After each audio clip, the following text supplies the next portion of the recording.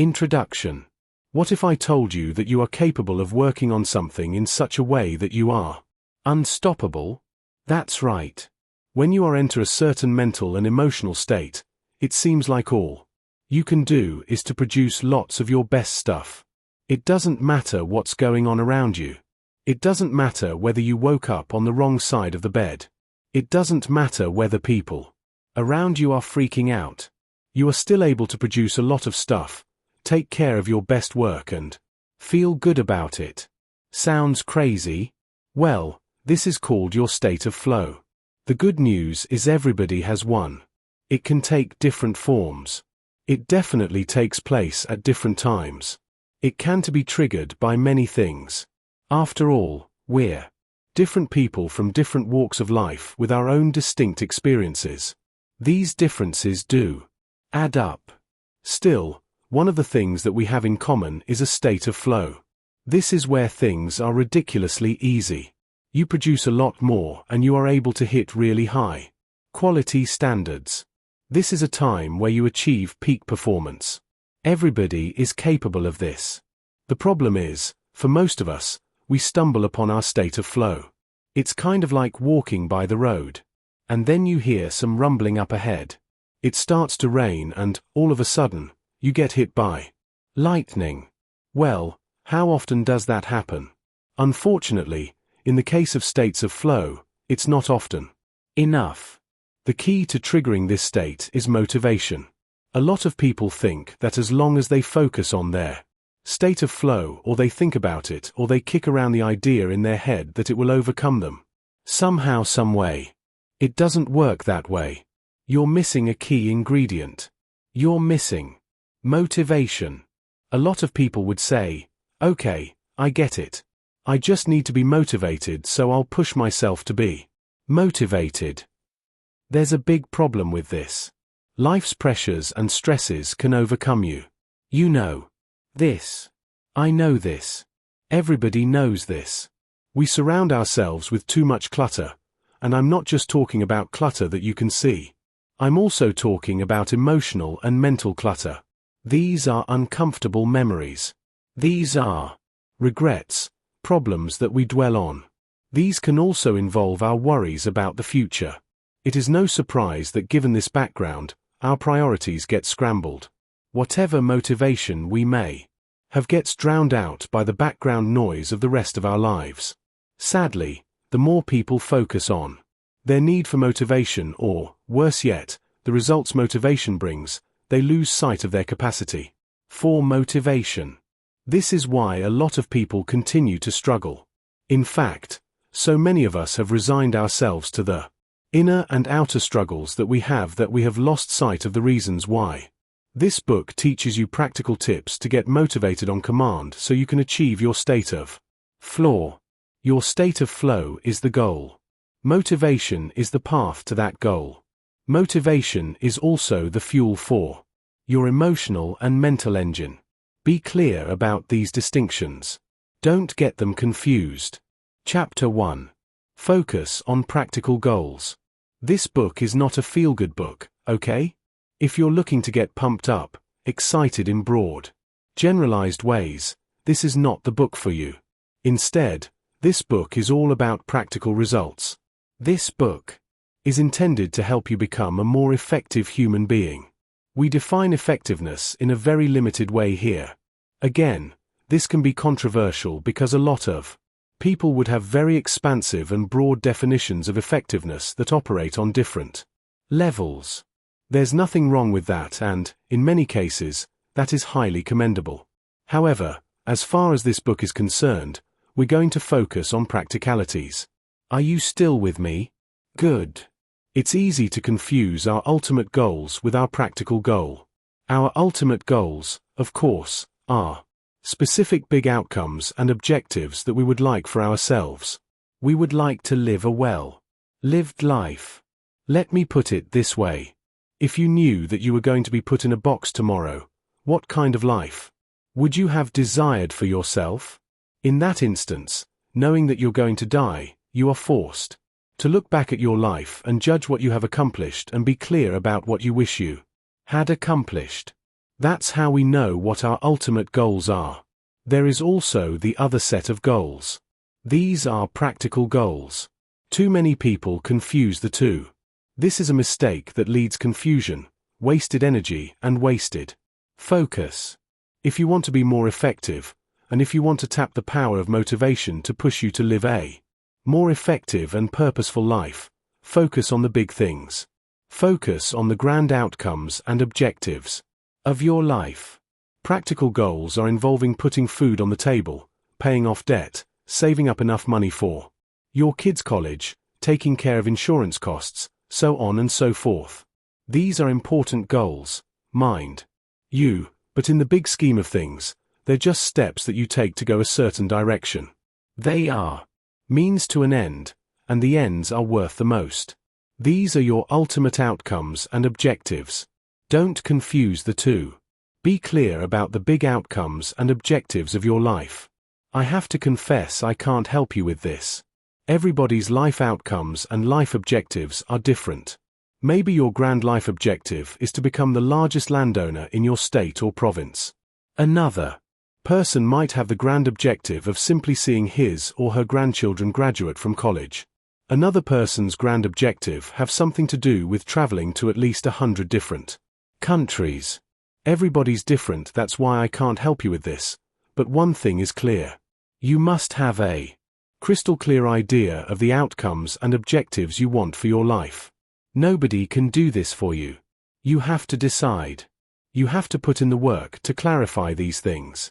As you can tell, there is no right or wrong answer. Choose to be clear about your need for a process. Now that you have an end goal in mind, understand that this goal is not going to happen by magic. It's just not. Once you have a solid objective in mind, please remember that is point B. You are at point A. Your job is to figure out how to get from point A to point B. Now, this is not a simple matter of a few hops, skips and jumps. This is a life's journey. This involves a process that doesn't just involve going through time. It also involves a change in your mind and consciousness. You become a different person as you go through this process. It's the journey that changes you. Every single day, there will be practical goals popping up all over the place. These goals need to be achieved so you can continue your journey to your ultimate objectives and outcomes. I am, of course, talking about practical realities like keeping a roof over your head, making sure there's food on the table, and making sure that a lot of the everyday practical considerations of your life and your family are taken care of. All these require process, and this process is your state of flow. Now, this is where a lot of people slip up. They think their process is them showing up to a job or doing whatever it takes to pay the rent. However, they're looking at it in the wrong way, because if you look at your need for the process and you allow yourself to enter that state of flow, everything else becomes easier. Everything else falls into place. To a large extent, your state of flow should be your practical goal. You should think in terms of how do I trigger this state of flow so I can blow through my to-do list and then some? How can I trigger this state of flow so I can think about the challenges that I'm facing and come up with better solutions? Believe it or not, achieving this state of flow and getting it to happen on command should be your daily goal. Recap: your state of flow. Here's a quick recap of what a state of flow is. It is a mental and emotional state where things become easy precisely because they're clear. It seems that whenever you make an action, it produces a result. When you look at what's going on around you and the task in front of you, you are able to connect the dots. None of them intimidate you. None of them make you feel that it's not worth your time. None of them make you feel burdened and heavy. Instead, you can see how things connect and you're excited about it. Everything is clear. Everything is predictable. You notice that when you take an action, it leads to something, and you can see the consequences of the decisions you make when you are in this state of mind. This enables you to become bold. You're no longer feeling like you're this piece of plastic floating out there in the middle of a tropical storm in the ocean of life, being pushed from one end of the ocean to The other end with absolutely no control nor a sense of ownership about what's going on. This is the precise opposite.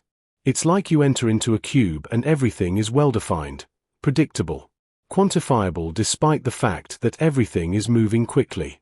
This gives you courage, boldness and resolution. Everything that just clicks, and everything just works. This is your state of flow. Now, please understand that states of flow vary from person to person. Other people can sustain it for a very long time until they totally obliterate their to-do list. Other people stay in it in a fairly short period. That's perfectly okay. What's important is that you enter it, get things done and, eventually, call it into being on command. If I haven't said it enough times, let me say it again. Achieving a state of flow should be your practical goal. This is the secret. This is what leads to not only knocking out other practical goals but also leading you in a big way to your life's big objectives. The best part about your personal state of flow is that it helps you take care of the now. Believe it or not. The now is the foundation of the future. The future is not going to happen until you lift a finger to do things now. Your hopes, dreams and wishes, they're just going to remain in your mind, free-floating out there, nice and irrelevant, until you reduce them into reality based on the decisions you make in the here and now. Focusing on that state of flow enables you to do that. Chapter 2. The problem with states of flow. I know at this point you're all excited about achieving this mental and emotional state. I know you're probably thinking that this is somehow some way the magic bullet that would solve all sorts of problems in your life. I understand your excitement. There's definitely a lot to get pumped up about. However, there's a problem with states of flow. It's kind of like starting a fire. There are 3 ways you can start a fire. You can use pine cones or other easily combustible material that is light, fluffy, or well spaced apart. Loose coconut fibers are much like pine cones. Alternatively, you can use twigs and branches. These are a little thicker, a bit longer and harder. Finally, you can use logs to get a campfire. Keep in mind that your choice of materials play a big role on your outcome. Let's start with pine cones. When you start a fire with a pine cone, you get a really nice flame. In fact, the flame is going to shoot out. It ignites that fast. It's nice and bright. This is very similar to your enthusiasm and fascination and flirtation when you get excited about a new idea or a new project or a new person. It starts out bright but, unfortunately, it flames out just as quickly.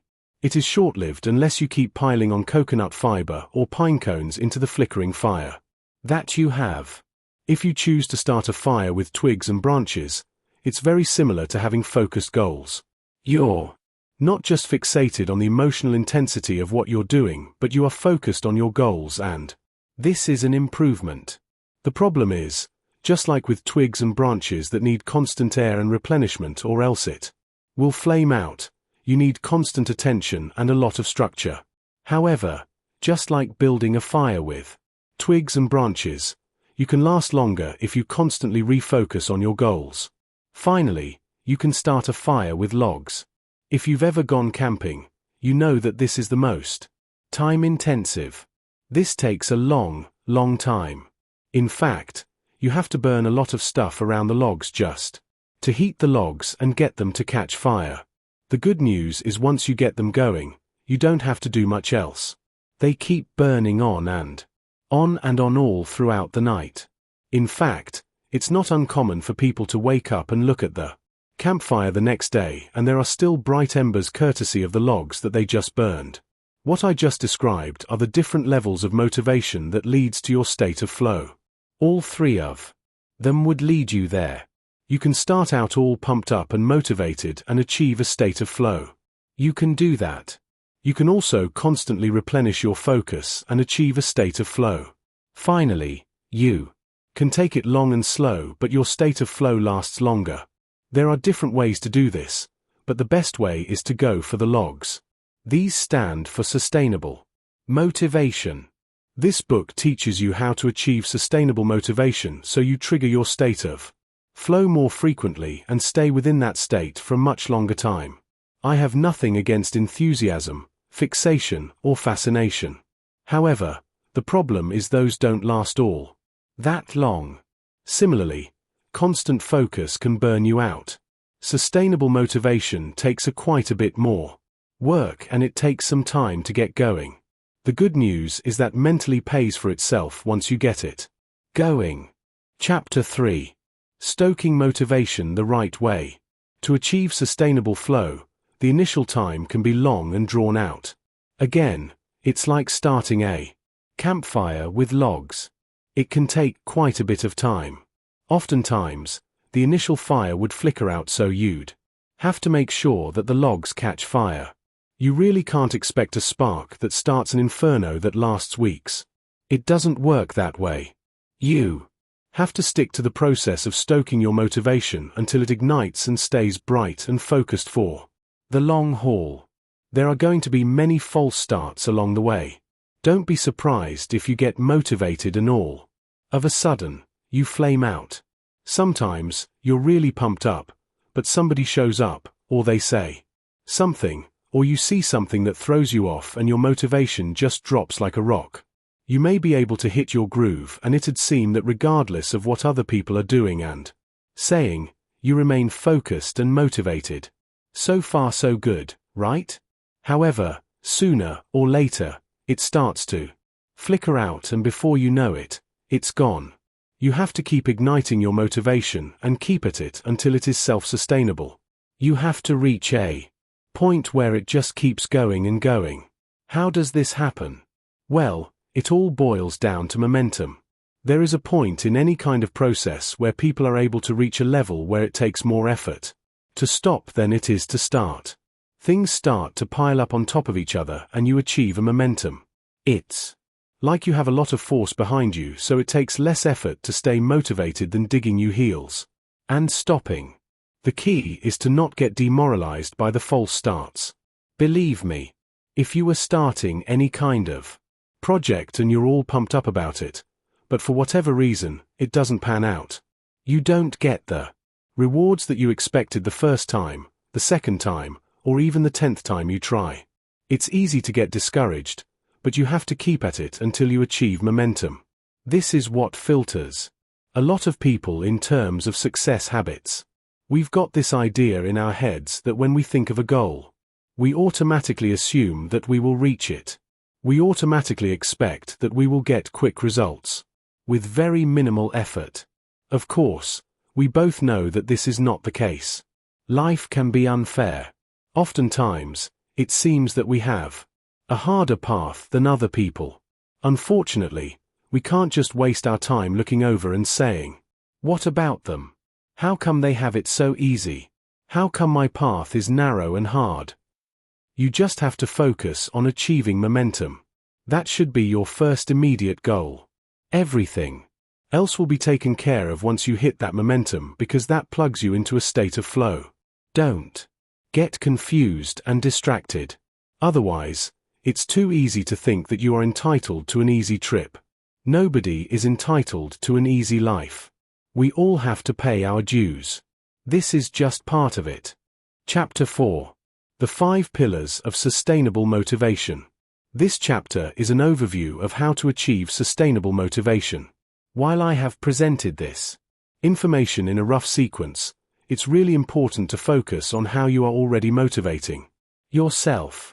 Focus on the familiar. Don't think that you're going to have to start at the top of the list. It's okay to start in the middle. That's perfectly fine. What's important is you fully plug these tips into what you're doing, scale it up, and then move on to the other pillars until you have all 5 covered. Focus on your purpose. It turns out that for people to do a better job at doing what they need to do, they have to first be informed of why they're doing things in the first place. That's right. While having a clear idea of what to do and how to do it are important, it's even more important to understand why you're doing these things in the first place. Focus on what you stand to lose. I wish I could tell you that most people are proactive. I wish I could tell you that most people are motivated by the things that they hope and dream of. Unfortunately, when it comes to practical reality, most people would rather stay with almost unbearable situations until they feel that their backs are against the wall. They basically act only in terms of reactions. These are reactive people. Most of us are reactive. Accordingly, telling people what they stand to gain can only motivate them so much. In fact, for a lot of reactive people, thinking in proactive terms isn't much motivation. What really gets them to sit up and pay attention, or better yet, get off the fence, is to show them in clear terms what they stand to lose. Reactive people are driven by fear and loss. Get motivated by daily micro-victories. Believe it or not, every single day, if you're even putting in a half effort into whatever it is you're doing, you're actually achieving lots of victories. The problem is too many of these are routine, familiar, and programmatic that it's very easy for you to overlook them. In fact, it's very easy for you to take them for granted. In your mind, unless and until you achieve big victories, you're not really winning on a day-to-day basis. Well, you need to learn how to get motivated by micro-victories because they're all over the place. Turn to others when you begin to slow down. It's important to note that in your journey towards self-discovery, self-awareness, self-actualization, and victory, there are other people making the journey with you. It may seem that you're the only person in that lane. You might have even gotten the idea in your head that nobody can really quite understand you. However, if you're completely honest with yourself, there are other people around you. You can turn to them when things begin to slow down. When you find your motivation lacking, there are people you can turn to. Mentally standardize your state of flow and call it into mind. This is the most important part of this process. Unfortunately, you have to master the previous parts to even have a shot at succeeding with this section. This is where the rubber meets the road. If you are able to achieve this, then a life of pretty much unstoppable accomplishment and victory awaits you. You see, when you enter a state of flow, things become easy. Can you imagine being able to call that state into mind on command? In other words, you call it into mind at that point in time when you're being challenged. When you feel that you need a Hail Mary pass to win this game, you call your state of flow into mind. Believe it or not, you can do this. However, you need to get all the previous 4 pillars taken care of before you attempt to do this. Still, this is the ultimate goal of continuous motivation, as far as using it to lead to your personal state of flow. Chapter 5. Focus on your purpose. If you want to develop sustainable and consistent motivation regardless of your circumstances, you have to laser focus on your purpose. What are the big objectives you're working for? What are your life's biggest hopes? What are the things that explain why you wake up day after day and put on your clothes? Is it just to pay the bills or put food on the table? Is it just to live another day? No, of course not. You have a bigger purpose out there. Unfortunately, a lot of people struggle with motivation precisely because they've lost sight of the big purpose of their lives. Believe me, this has nothing or little to do with your family, what you do for a living, and your everyday obligations, responsibilities, or duties. It's something more. It's something bigger. What is the reason why you continue to remain on this earth? Well, the good news is all of us have a purpose if we dig deep enough. Unfortunately, we get so sidetracked by our attempts to just keep our heads above water that the big things don't seem that important. Now, we know deep down inside that they are. But the problem is we focus on what's immediate. If we keep this up, it's only a matter of time until we live our lives in such a way that it's very easy to conclude that we have no purpose at all. We just all focus on the next crisis that we have to solve or the next set of problems that we have to get over. The idea of having a reason to strive for something simply escapes us. That's part of the reason why so many people feel stuck. Now, this doesn't mean that they're not happy, but there is no purpose. It's not clear. It's set somewhere in the distance, and all they have to look forward to is one set of issues, challenges, and problems after another. From time to time, they allow themselves to relax. From time to time, they focus on something that delivers pleasure, but a lot of it is shallow. A lot of it is temporary. This is due to the fact that we focus on objectives. We think that if you achieve something at some point in the future, then you'll be happy. This is a lie. It's an illusion. Here's an example. When I was in high school, I was under the impression that if I worked hard and sacrificed enough, I would get into this school that I've always dreamt of attending. Sure enough, after I did well enough on the SAT test and got my grades up, I got admitted to a really good school. What do you think happened there? Do you think I was happier? Of course not. At that point, I started telling myself, I will be happy once I finish school with the right degree and I get a corporate job. Sure enough, things turned out according to plan and I got myself a nice job in one of the bigger insurance companies in Southern California. Do you think I was happier then?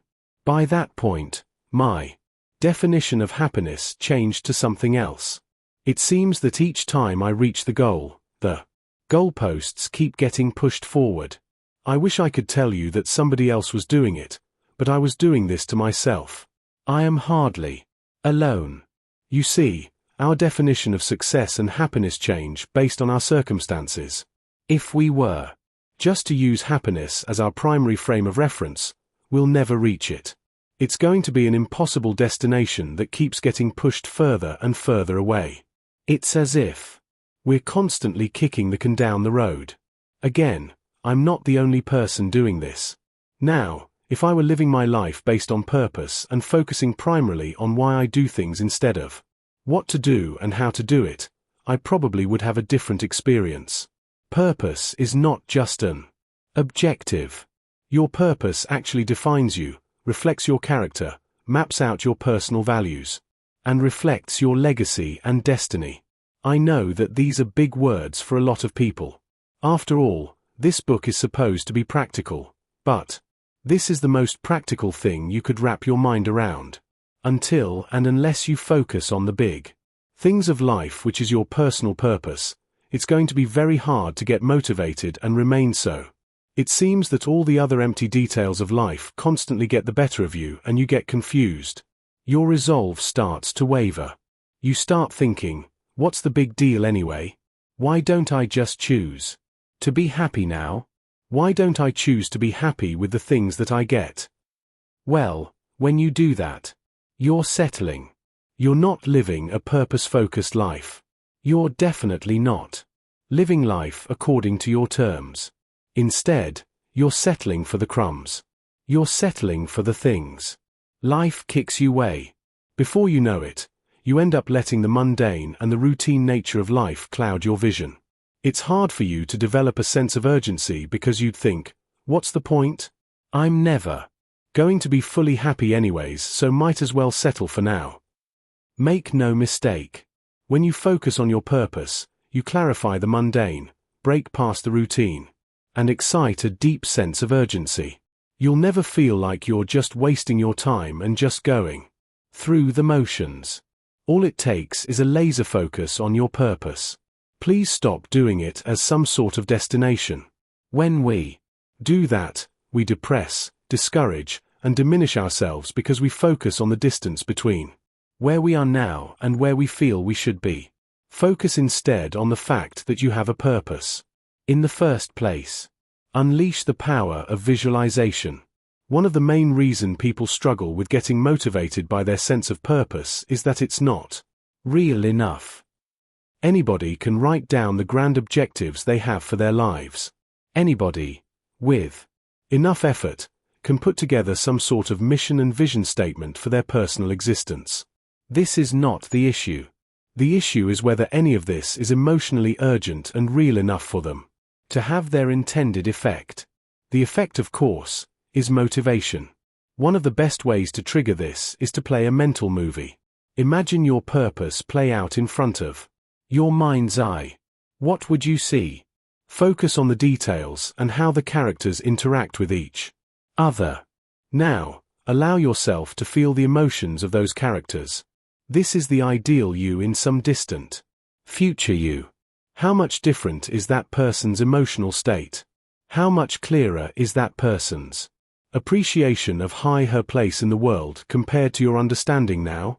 How intense is the sense of fulfillment that you get when you play this mental movie? Focus on this. Don't just feel the emotions. Focus on the reality of being in that place. Understand that this is your ultimate goal. Understand that this is what's supposed to push you towards the boring stuff of life and towards the endless duties, responsibilities, and obligations. This is what's supposed to give you the drive and the urgency to overcome the challenges. Now, you have to keep rehashing this until it has the intended effect. Don't think that just because you came up with the mental movie the first time around, that it's good enough. No. It has to have the intended effect. It has to give you that sense of purpose. Chapter 6. Focus on what you stand to lose. I wish I could tell you that most people only need to read Chapter 6 for them to get properly motivated. I wish I could tell you that they only need to focus on this ideal state of their lives for them to get the motivation they need to enter a state of flow consistently. After all, this is what the media tells us. When you look at standard advertising, you are given an alternative view of reality. It's something that you desire. It's something that you hope for. Unfortunately, that's not how it works in reality. It turns out that most people can appreciate the things that they should be doing. Most people won't have a problem when you tell them the kind of life that they should strive for. In fact, they would agree with you. The problem is most people would not lift a finger to achieve that ideal state. They know that these are the things that should happen, but the problem is they're too bogged down by their daily lives. They are too focused on day-to-day survival that they really don't have much time and energy left for the things that they should do. Tony Robbins said that people are focused on what they must do. They tend to ignore the things that they should do.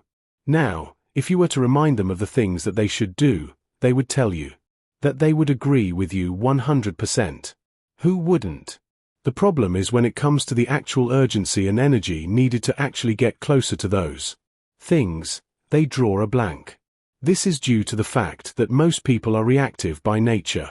Believe it or not, most people are motivated primarily by fear or the possibility of loss. You can talk to most people until you're blue in the face about the things that they stand to gain. You can paint all sorts of bright picture and mental imagery regarding how they stand to win if they just reach out for their dreams. This all sounds awesome. The problem is people are not motivated by proactive promises. Instead, they will only lift a finger to change their situation and alter the course of their lives if they feel that their backs are against the wall. If they feel that they are about to lose or fail, that's when they develop a sense of urgency. This is why it's very important that if you're looking to achieve a constant state of flow through motivation on command, that you also focus on what you stand to lose. Oftentimes, this is all you need to do. Let's face it. If you have a lot of things that you need to get through, it's very easy to think that, I need to get rid of this stuff first before I can start thinking about the things that I should do to take my life to the next level. Well, those sticky notes in your mind and that to-do list deep down in your heart will never go away. If you get rid of some entries, some newer entries will take care of them. This goes on and on and on until people lower your body in a box. If you want to get out of this trap, focus on what you stand to lose. Focus on fear to motivate you. How do you do this? Think about the disappointment you'll feel when you fail to achieve a state of flow. How much of a letdown would you feel? You know you're capable of making things happen, but because you did not push hard to motivate yourself consistently, things didn't happen. You have to raw ingredients, but it didn't pan out. You have yourself to blame. Also, think about the hassle of starting over and over again. You have to understand that if you are not living your life based on your purpose and you're not looking to achieve a state of flow, You're basically just starting over and over again every single day. Things are not falling into place to the point that things become easy. You're constantly struggling with getting things done, but nothing seems to happen. You're always starting from square one. Similarly, think about how pointless it is to wander around aimlessly. That's really what you're doing if you lose focus, if you're not motivated by a sense of purpose, and your ability to trigger your state of flow is random. You're just going around in circles. Finally, think about the regret. Think of yourself as 70 years old or 80 years old and you're thinking back on your life. Did you overcome your fears? Did you refuse to take no for an answer? Did you push back against the challenges that life sent your way?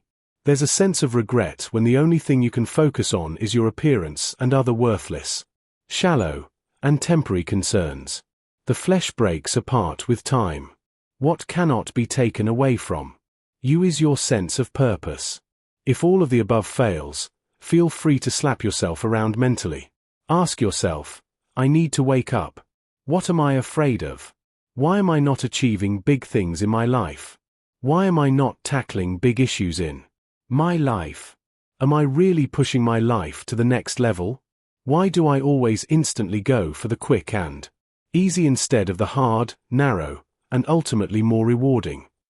Practice a little bit of tough love on yourself. You'd be surprised what would turn up. Visualize yourself confronting your reactive side. In the 1980s, there was a movie called An Officer and a Gentleman. The character played by Richard Gere was given a hard time by his drill instructor. This drill instructor insulted him, shouted at him, and was constantly telling him, "Quit. You're not fit for this. You don't belong here. Quit." In one of the most iconic parts of that movie, Richard Gere turned to his drill instructor with tears in his eyes saying, "I have nowhere else to go." I want you to visualize yourself being a drill sergeant to yourself. Stare at yourself in the eyes and tell yourself, what are you doing? Why are you wasting your time? Why did you quit? Why have you settled for the crumbs in life when there are big summits that you could scale? Allow yourself to give yourself a hard time emotionally. This is going to be very hard because let's face it, we all have ego. One key part of our ego is self-protection. We don't like to get hurt. We don't like to be made to feel that we're nothing. However, oftentimes, that's exactly what we need to feel to break us out of the routine because we are performing way below our potential. If you cannot get motivated consistently and on command, break yourself out of that routine by visualizing yourself as a drill sergeant staring down and telling yourself, what are you going to do? Why have you settled for this? You're capable of so much more. Why did you stick to this pattern? Every single day that passes is a wasted opportunity. Chapter 7. Get motivated by daily micro-victories. Did you know that every single day, you are able to do certain things right? Everybody knows it. After all, that's the reason why you are in a relationship or why you are employed. If you're a student, it's also the reason why you're still in school. Despite the struggles that you may be feeling, you're doing well enough for you to at least stay in the game. Focus on these victories. You're already getting stuff done. Believe it or not, every single day packs opportunities for achievements. You're not just going through the motions. You're not just going through a checklist. There is always an opportunity for achievement there. These are called micro-achievements. Believe it or not, something as banal as showing up on time is an achievement. Did you know that there are a lot of people out there who have a tough time showing up on time? I know you're probably thinking that that's unprofessional. For whatever reason, people never run out of excuses for why they're always late. The fact that you can show up on time is a victory in of itself. Similarly, getting small tasks done are victories. Now, you may be thinking that this is too much. You might even be thinking that I'm pandering to you or condescending. No. Imagine when you first started, Those small tasks were not so small because you haven't done them before. Now, you're knocking them out every day. Be aware of this. Finally, communicating with people clearly is also an achievement. Now, you may be thinking, well, as a human being, that is a default skill we don't have. Absolutely wrong. You can't even imagine how. Many people have bad communication skills. The fact that you're able to communicate clearly enough to get things done in whatever organization you're in is a big deal. I want you to be aware that showing up on time, getting small tasks done, and communicating clearly are achievements in of themselves. Now, they're not massive achievements, but they are achievements. Nonetheless, allow yourself to become pumped up by each of these. Push yourself to do more micro tasks like these. If you are constantly showing up on time, take it up to the next level and show up 15 minutes early. If you are getting small tasks done, level up by getting a lot bigger tasks done. Similarly, if you're a good communicator, take it to the next level and collaborate to achieve greater things. The great thing about small accomplishments is that they lay the foundation for even larger ones. However, this will only happen if that is your intention. You will only level up if you want to level up. Unfortunately, a lot of people dismiss their ability to achieve micro-victories and they stay stuck. They think, well, this is really not that big of a deal. I do this all day. So what? That really is too bad. Because if you set up a system where you achieve a streak of accomplishments, sooner or later you'll achieve momentum and you'll get motivated. This motivation grows like a wildfire. If you have been struggling with being productive in the office, and you notice that one day, your to-do list just got shorter and shorter because you were knocking stuff out, allow yourself to get in the moment. Allow yourself to achieve some level of physical, emotional, and mental momentum so things get easier and easier as you do them. This is paired with an increasing level of motivation. Try to recreate this next day and your motivation can push you to do more and more complicated tasks. The more you do it, the more momentum you get. Ideally, you should work on the small stuff to achieve a level of momentum and then give yourself a harder assignment. Now, this doesn't mean that you have to knock out the hardest item on your to-do list, but if you have something moderate, the moment you knock it out, you get a nice sense of reward. You did something that you normally would avoid. That's a big thing. Lay your day out by scaling difficulty. To get motivated by daily micro-victories in a systematic and methodical way, follow these steps. Step number 1. List out all your to-do tasks. Step number 2. Start with the easiest and end with the biggest and most intimidating things. By biggest, I'm talking about tasks that really can't be broken down. They have to be handled in one big block. Step number 3. Blast through the first items. Since you're starting out with the easiest items, chances are you've done them before. Chances are you know full well how easy they are, so knock them out. Blast through them as quickly as possible. However, do not compromise quality. Step number 4. Allow yourself to become emotionally aware and excited. When you see yourself blasting through easier items, stop for a second and allow yourself to become emotionally aware. At least tell yourself, it is happening. I'm blasting through this stuff. I'm no longer taking an hour checking email, or shuffling papers, or going over calculation that I know are already set. I'm not robbing myself of time doing busy stuff. Let it sink in. Get excited that you are blasting through your list. Step number 5. Push yourself to do more and more complicated stuff. As you cut through the easy items on your to-do list like a hot knife through butter, eventually, you'll get to more complicated stuff. This is more moderately difficult material. Allow yourself to carry the momentum that you built basting through the basic stuff. If you are truly emotionally aware, this should not be a problem. You know that you're doing well, so go with it. Let it happen. Step number 7. As you knock out more complicated stuff, allow yourself to get even more excited. It's easy to look at personal excitement in terms of volume. For example, you're going through your to-do Do list and it says read and respond to 100 emails.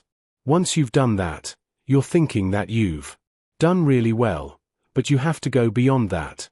You have to also look at the quality or complexity of the item you're handling. Get excited by those items. Understand that normally, this takes quite a bit of work and getting used to, but here you are, knocking it out. Allow yourself to scale up the excitement that you have. This is a sense of ownership, control, and discipline you're achieving. Step number 8. Map out how far you get each day. Now, we've got some bad news for you. If you laid out your to-do list properly, chances are there will be some items there that really take it out of you. Maybe these are the moderate stuff or the harder materials. Whatever the case may be, as you initially blast through the easy stuff and things slow down a little bit with the moderate stuff, eventually, you'll reach a point where you'll run out of time. Maybe it's time to go home or it's time to get on with the rest of your day. Whatever the case may be, you did not quite destroy your daily to-do list. Well, don't worry about it. This is not the end of the world. I just need you to map out how far you reached that day. This has to be graphical. You have to come up with a map. Don't beat yourself up unnecessarily if you notice that you're backsliding or if there's a fluctuation on the pattern. Don't be discouraged by that. This happens to the very best of that. Instead, just look at the map and allow yourself to get motivated by the fact that you are making progress. Eventually, you'll notice a pattern. The completion map eventually starts averaging more to the right. This means that over an extended period of time, you're making consistent progress. Allow yourself to get excited about this. Most importantly, regardless of how far you get every single day, always shoot to go further and further. Each day, stay focused on your life purpose. Stay connected to it. Allow it to push you forward. That is your motivation. With that motivation, shoot to go further and further each day with your to-do list. Chapter 8. Turn to others when you begin to slow down. In this chapter, I'm going to walk you through a technique that is normally a negative practice. Generally speaking, it's a bad idea to compare yourself to other people. People do this on Facebook all the time. They look at their friends' vacation pictures, they look at their friends' kids' graduation pictures, or photos of their friends in the driveway with a new Ferrari, BMW or Mercedes-Benz. They look at amazing pictures of their friends on Instagram as they go through exotic travel destinations all over the world. And then they do something that is all too predictable. They feel miserable. You see, normally, when you compare yourself to other people, you line up what's missing in your life to what they have going for them. When you feel envious or when you feel sad looking at somebody's vacation pictures, the first thing that comes to your mind is the fact that you haven't been going on vacations. Maybe you can't afford it, or maybe you just don't have the time. Whatever the case may be, you feel left behind. Similarly, when you compare yourself and your relationships to the 30th wedding anniversary of your friend, you think about how inadequate, dissatisfied, or frustrated you are with your relationships. Similarly, when you compare appearances to other people, you look at how chiseled, toned, and how closely they look like Greek gods and goddess, and you look at how out of shape you are. People do this all the time. When they compare, they automatically line up their worst and compare it to somebody's best. Now, let me ask you, is that a winning strategy? Of course not. But we can't help but do it. Obviously, if you have $10 million in the bank, you're not going to compare yourself to somebody with $1 million. That's a foregone conclusion. When it comes to income, you blow them out of the water each and every day. Similarly, if you look like Brad Pitt, you're not going to compare yourself to somebody who doesn't look all that good. Instead, the human tendency is to compare what we don't have or what we're insecure about with what people have going for them. We compare their best with our worst. This is why, generally speaking, it's a bad idea to compare yourself with others. However, in this chapter, you're going to use this all too human tendency to work for you instead of against you. That's right. You're going to compare yourself to successful people you know.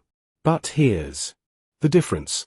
When you compare yourself to, let's say, Steve Jobs, Bill Gates, Colonel Sanders, Oprah Winfrey, Michael Jordan, you name it, you tell yourself a different story.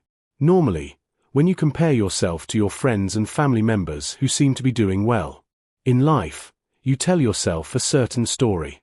You tell yourself, you've been left behind. You don't have it. They're so much happier than you. They deserve to be happy and you don't. Those are the normal narratives that go through your head. In this case, you're going to tell yourself a different story. You are going to tell yourself that they went through hassles. Did you know that Michael Jordan originally was rejected by his high school basketball team? Did you know that Sylvester Stallone had so many doors slammed in his face because he had this ridiculous screenplay about a boxer in Philadelphia called Rocky?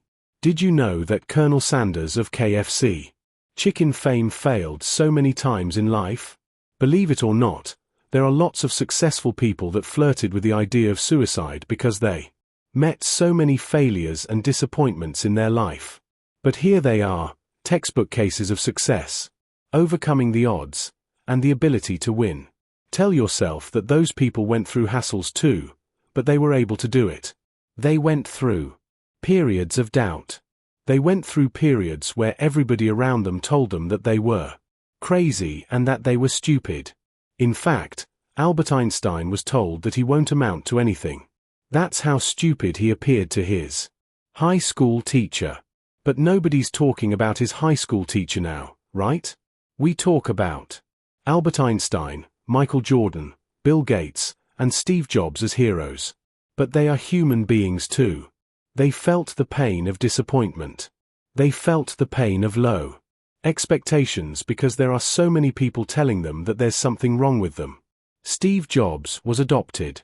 His mother gave him up for adoption. And it broke his heart that his birth parents also had another child, but that child wasn't put up for adoption. He was the one put up for adoption. Do you know what that does to a person's psychology? That person, for the rest of his or her life, would ask, why did I get put up for adoption when my sibling wasn't? I need you to get into the minds of these successful people and realize certain lessons. First, as I have mentioned earlier, they go through hassles just like you, but they were able to overcome. Compare yourself to them in terms of their ability to overcome. In fact, a lot of those people start off in a worse position than you. Sam Walton, the founder of Walmart, one of the richest companies in American history, actually started his company in the red. He actually violated the American securities law just to raise money for his first store. That's how broke he was. But now, his descendants are all billionaires. This brings home the second lesson. These people that you're comparing yourself to are not better than you. Oprah Winfrey did not come from a privileged background, but she was able to overcome. If she can do it, you can do it too. These people did something different from you. They improved their problem-solving skills. That's all there is to it. This means that you have to allow yourself to challenge your problem-solving skills. If you are faced with any kind of challenge, try to go under it. Try the front door. If that's not available, or if the basement is off limits, try the roof. If that's not happening, try the side door or the back door. If today is simply impossible, try it the next day and the day after. Try next week, or next month. Eventually, you will be able to solve the puzzle because every single one of life's difficulties and disappointments is simply a puzzle that you did not have the solution for at that given time. But just like a puzzle in real life, just because you did not solve it right, it doesn't mean that you'll be unable to solve it forever. Keep trying. Map out how far you get and who you thought about to inspire you. Keep repeating this daily. Keep pushing. In fact, if you only shot for a 1% improvement every day, you will eventually break through. Think about it, a 1% improvement. It may not seem like much, but it means that in 100 days, which is over 3 months, you will double your results. Not too bad. And if you keep shooting for that 1% improvement every day, you will overshoot your goal sooner rather than later. Don't be afraid to turn to the lives of other people when you begin to slow down. When you start feeling a resistance and that nagging doubt enters the back of your head where you feel that things are just not possible and that you're crazy for even trying, slow down. Understand that other people who had it worse than you went through the same situation, and they came out on top. Nobody helped them. Nobody gave them a hand up. You can do the same. Chapter 9. Mentally standardize your state of flow and call it into mind. At this stage, you should already have established states of flow. You should already be achieving that mental and emotional state. Now, the next step is to call it into mind. In other words, make it happen on demand.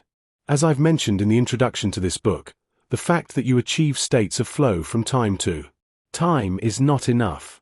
Because, let's face it, everybody achieves a state of flow from time to time. What you're shooting for is something dramatically different. You're shooting to achieve that state of flow on command. It is not based on how you feel, not based on whether there is the right kind of drama around you, and it doesn't matter whether people are pushing you and are properly supportive. No. You must be able to call this state of mind on command, based on your will, based on your decisions, and based on your agenda. This is how you separate consistently and habitually successful people from everybody else. How do you do this? Well, follow the steps below. Step number 1. Pay attention to your performance. Get ready for the next time you achieve a state of flow. Anticipate it. Be ready for it. What are you going to do when it happens? Well, the next time you achieve a state of flow, take notes. Savor it. Stop for a second and tell yourself, I am in a state of flow. This is happening. Allow yourself to get emotionally absorbed in the process. Try to remember every detail of your mental and emotional experience. Remember, the hallmark of a state of flow is when things become really easy and everything is predictable. You make a move, something positive happens. You make another move, and another thing happens. Remember every detail of this mental and emotional state. Step number 2. Simplify it in a form you can quickly call into mind. Please understand that since you are feeling certain things and thinking about certain things, you can create a formula, or at least an adequate description of your state of flow. Pay attention to what happened before, during, and after that state. Step number 3. Test your ability to trigger states of flow on command. Now that you have written down the last time you were in a state of flow and you've kind of broken down the different elements, think about how your motivation spikes up. Think about it and see if your mental clarity increases. That's how you know you're on the right track. Keep tweaking until the mental images that you're thinking of truly triggers a state of flow. I wish I could tell you that this is very easy.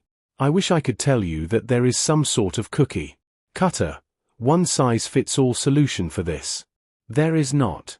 You just have to do it on your own. You just have to keep tweaking those mental images until you reach that high level of mental and emotional clarity. Your motivation level must be palpable. You must truly feel it. You're not playing mind games with yourself. You're not deluding yourself.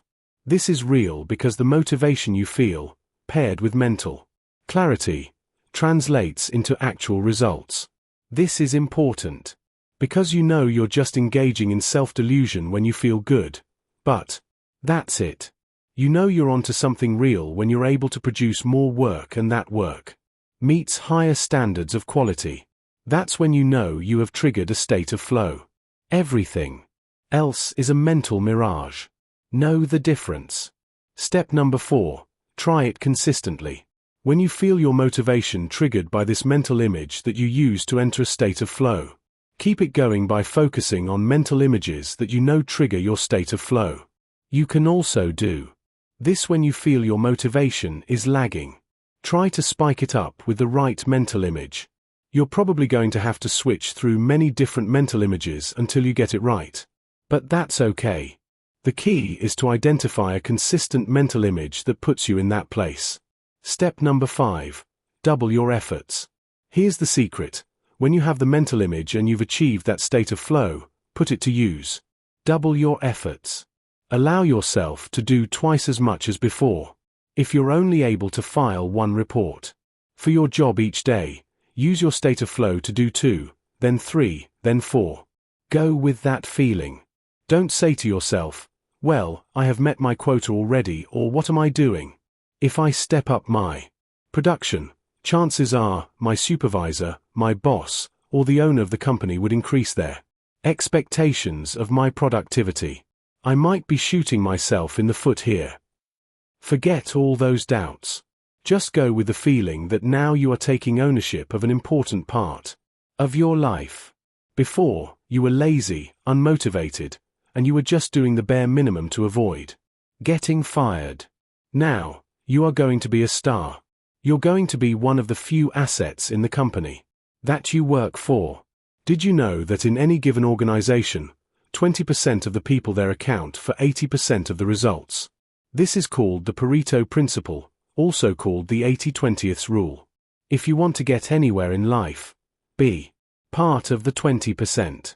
The 80-20th rule is an iron rule of human life. Did you know that 20% of the population own 80% of the wealth? 20% of the population pay the vast majority of the taxes. 20% of any NBA team account for 80% of their points. This applies across the board. This is hardwired into the human condition. Be part of that 20%. Let it happen. Double your efforts today. Step number 6. Push harder on more difficult tasks. Focus on getting a crystal clear view of the mental image that triggers your state of flow. Zoom in on it. Allow it to sink in. Once you get triggered and you're extremely motivated, just let it happen. Don't break it. Don't stop. Don't edit yourself. Don't say, I'm just doing too much, or I'm taking on something that's too big. No. Just focus on your harder tasks and just push through. Allow the momentum to carry you forward. Don't mentally say, what am I doing? Don't think of any thoughts or images that would make you doubt what you're doing. Let the momentum carry you forward. This is how you mentally standardize your state of flow and call it into command. The more you do it, the more natural it becomes. Eventually, it becomes part of who you are, and success becomes habitual.